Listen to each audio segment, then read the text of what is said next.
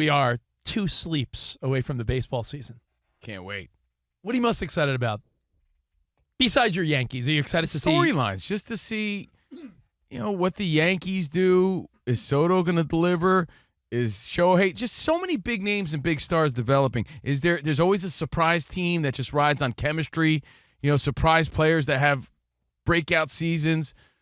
Is Skenes going to continue doing his thing? Are the young players in the league, like the Bobby Witt Jr.'s and Hendersons, are they going to? De La Cruz's. De La Cruz going to steal like 80 bases this year? Yeah, there's lots to look forward to, man. Lots of big studs. It's interesting you bring up the name Paul Skenes because we said the other day, for a second-year pitcher, wild to think that he is by far the favorite to win the Cy Young in the National League. And they're saying, if you thought his stuff was electric last year, he's worked on additional pitches. The guy's got work ethic like you wouldn't believe. They're saying the young Pirates, who got some great players, should start trying to figure out the next couple of years because who knows if he'll be there forever. They're saying Paul Skenes, a la Dwight Gooden, could be Rookie of the Year and then followed up with a Cy Young. So Paul Skenes is going to be must-watch baseball. That's what I'm saying. There's a lot of appointment watching with baseball that we haven't had in a while. We already made this point. I thought it was a sweet original thought of mine. For the first time in forever. How good of a point? Was it like a Shooter McGavin point? Like it was a pretty good point. For the first time ever, because baseball is synonymous with your team. You're just watching your team. You don't really watch the Rockies versus the Cardinals. You just don't if they're not your team. Yeah. But for the first time, I'm watching more than one team, more than just my team. Got my eye on the Dodgers. How could you not? Got my eye on the Phillies. How could you not? Bryce Harper, that whole team. And he's just so likable on social media. Got my eye on the AL East. How could you not? Got my eye on your Mets. How could you not? There's people that so think, for the first time, I'm actually tuning into other teams that I would have never tuned into before. This is good for the rivalry, not great for you. There's a lot of people that think not only do Yankees fans have to worry about the Orioles, who are good. Exactly. The Rays always compete, the Blue Jays, but they're saying the Red Sox may have revamped quicker than you think. I know. Rafael Devers is a beast. So you got Aroldis Chapman. I hate that guy. Bregman on that squad. So, yeah, they're rebuilding. They're looking to win this year. They're looking to take the AL East. So there's a lot to watch, and I'm very excited for it. Very excited. Now, I want to throw some numbers at you. I want to throw the first pitch at an Oakland game. To not Oakland anymore. At an A's game. They're just the A's, guys. So, I mean, if you can't throw a pitch at the A's game, might as well call it quits. You're never going to throw it. So, I heard our pal Mad Dog Russo. He's always on MLB TV. Who? He loves baseball. Mad Dog. Hey, it's me, Mad Dog Russo. He gives Blue Steel sexy looks when he's just listening to Stephen A. Ooh. If you're new to the COVINO and Rich show, just to give you a visual, Rich is from Long Island, right? I'm from New Jersey. Rich's dad is a hardcore Long Island, New York kind of guy. Oh, great to see you guys. Rich's dad is a mixture, in my mind, of Mad Dog Russo. They're all cut from the same cloth, right? Rich's dad, George Jetson, Mad Dog, and Mick Jagger. Rich's dad is a mixture of all those guys. I could see all those things you just said. So, I'm hearing Mad Dog Russo. Oh. Talking about... I do look like George Jetson. He's talking about Paul Skenes. And they threw out a number, and I did the quick math on it, and I'm sure you're going to do the same quick math when I say it. He was talking to some baseball insiders about how this year, you're going to get a lot of innings out of Paul Skenes if healthy. They're saying, he may throw 180 innings. He's one of those big, sturdy, old school, Nolan 6'6", Ryan, Clemens sort of workhorse type of guys. 6'6", 267. Apparently. Yeah, so I'm not surprised by that. But he said 180 innings. And then I started to... But he said it like Daffy Duck, because that's how he talks. 180 innings! But he looks like your dad. That's why you like him. When I say 180 innings, do you immediately start doing the math that I did? Where, all right, so you look at a 30 starts, 6 innings a start. He's pitching 20 complete games. That's one way. But do you start doing that math too? Like, all right, 6 innings times 30 starts. If he misses a couple, that's I can 180. see that. Dude, he's a big, young, strong guy. I think that's a fair statement. But It's just crazy in today's world where everybody's built with glass, like everyone's so fragile. well, without boring you with too many numbers, I just want to backtrack a little bit.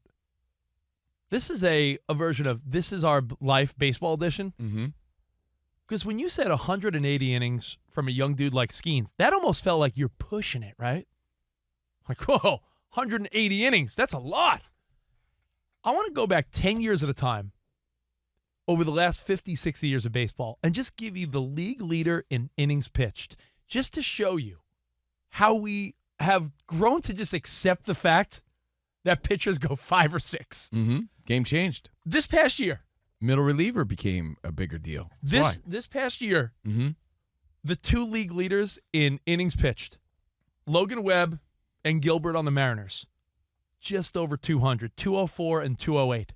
Last year could have been the last year where the leaders were over 200 innings. 200 innings used to be 3 of your 5 starters.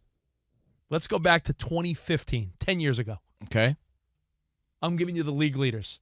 Kershaw, 232. Dallas Keuchel, 232. 10 years before that, 05. Livan Hernandez, 246. Mark Burley, 236. Let's go back 10 years before that, 90s. Greg Maddux, 267. Cal Eldridge, remember that guy? Yeah. 258. Let's go back to 85. Gooden, 276. Bert Blyleven, 293. Great Scott. Now let's go back to 1975. Wow. Messerman, don't know him. 321. Catfish Hunter, 328. And now let's go back to 1965. Sandy Koufax, 335. And it was a down year for the NL. Mel Stottlemyre. I'm sorry, the AL, 291. So over 330 to what was Skenes projected this year? 180. We're talking about.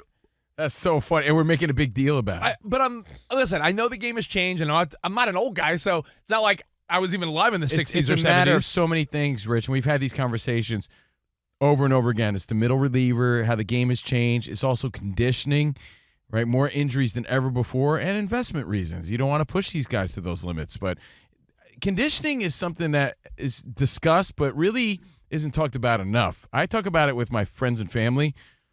These guys we grew up watching, these slender, built fellas like Ron Guidry, they weren't getting hurt the way players are getting hurt today. You got Cole, he's out for the season. Clark Schmidt is hurt. All these Yankee pitchers are hurt. Yankee pitchers were not going down like that. They didn't have the muscle. They didn't have the same conditioning today that's really leading to all these injuries. By the way, speaking of Paul Skenes, as we talk about him, MLB and CBS Sports both have stories running right now about Skenes. I just saw the stat, plus 200 to win the Cy Young on DraftKings and FanDuel. So it's going to be a lot of Skenes talk this year, a lot of Shohei talk. It's going to be the usual suspects, but it's superstars that baseball hasn't seen in a long time. Name recognition, Paul Skenes. You're going to be hearing that all season. Shohei Ohtani, all season. Livy Dunn. Mookie Betts, Livy Dunn. all season. With Paul Skenes. You're going to hear Aaron Judge, all season. And that's something that we haven't had. Notice I'm ignoring Juan Soto. I know. But again, all season long, Lindor, I love that guy. These are big names, big market teams. We have to embrace it because it's been a minute that baseball's been this exciting. It's going to be so much fun to watch baseball this year. Look at those names, dude. The odds Kyle for Tucker, the odds to an MVP. There's so many Jr. So many great names in baseball right now. As Fernando Tatis, as Colin Cowherd said, stars. He pointed out how baseball is peaking right now. Stars. They're stars, and baseball should take advantage of this moment because baseball's back in a big way, baby. I don't think we've seen it like this since we were kids, when every team had a standout sort of guy. Every team had their George Brett, their Paul Molitor, their Wade Boggs. Every team had their star. We're starting to get back to that point right now, and we need to notice it and embrace it. Social media and the younger generation may be starting to embrace baseball a little more as well.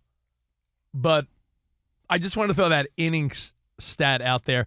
Not because I'm stat boy and not because I think people are soft now, just to show you how much the game has changed. So if your parents are boomers, when your parents were little kids, guys like Sandy Koufax were throwing close to double the innings that Cy Young candidates are projected to throw. Well, that's why you heard a lot of rumors last year, too. Double, dude, double. You heard a lot of talk about the criteria of what would be considered a win in starting pitching and how they wanted to change that to keep these pitchers in there longer. Well, there was that proposal, right, where it was 6 innings or 100 pitches. Exactly, and if not, there was some type of bullpen penalty or something, right? Mm-hmm. Like it's a very interesting game, and I think baseball's peaking now. I'm not complaining. I'm just explaining, as you said, you point out the most obvious thing, the importance of a bullpen. If you were a kid of the 80s or 90s, until the bullpen really emerged in the 90s, and I think you started to see that with, I'll be honest, your Yankees. I remember when Wetland and Mariano Rivera were the setup closer. It was the setup. The setup closer changed the game, yeah. And then another Yankee reference, which I hate that all these are Yankees references, but when Jabba Chamberlain was coming off an injury, the Jabba rules, which was 100 pitches, 5 innings, and then everyone's like, yeah, the Jabba rule should apply to every young pitcher. It changed everything, because when you think of some of those great teams we grew up with you in can the say 80s. Jabba, but you could say it's just the money changed it because we were just protecting the money at that point. But think about all those great Braves teams of the 90s, those Yankees teams. I'll even think of my 86 Mets. Think of the Royals and Twins and the Cardinals, all those teams of the 80s when we were little boys collecting baseball cards. Yeah. Good luck naming more than 2 relievers on your own team. Know what I think? As an 86 Mets kid, that was my team because I was in kindergarten. That was like my introduction, right? That's it. You had your closer and maybe another guy. You know who the Mets relievers are? And you know both of them. Jesse Orozco and Franco. No, Franco's in the 90s. Oh. Well, I'm thinking, but in the 80s? In the 80s. Jesse Orozco. The other guy was better known for Hotfoots.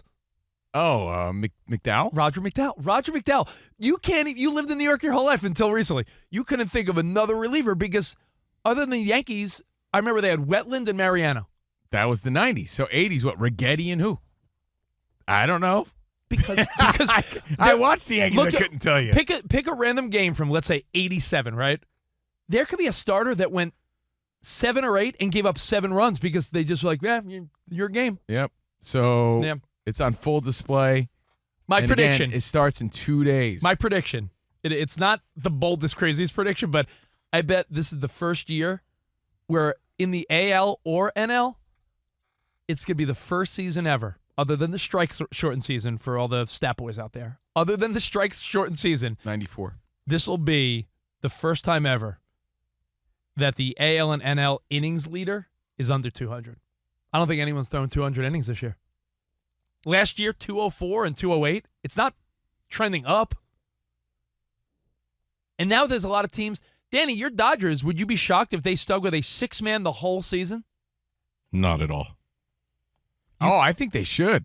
Yeah, I think they should. Why not? Teams have a plethora of starting pitching, and they're like, well, what are we going to waste this for? And the Dodgers are going to win 100-plus games easy. The Dodgers are never going to throw a 5-man rotation. Ever. Mark my words.